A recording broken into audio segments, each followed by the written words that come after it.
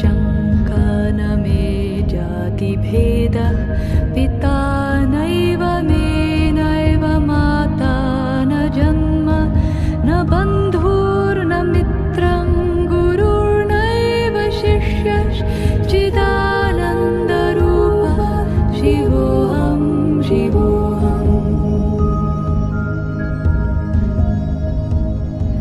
अहं निर्विकल्पो निराकाररूपो विभुत्वाच्च सर्वत्र सर्वेन्द्रियाणां न च सङ्गतं नैव मुक्तिर्न मे चिदानन्दरूपः शिवोऽहं शिवोऽहम् शिवोऽहं शिवोऽहम्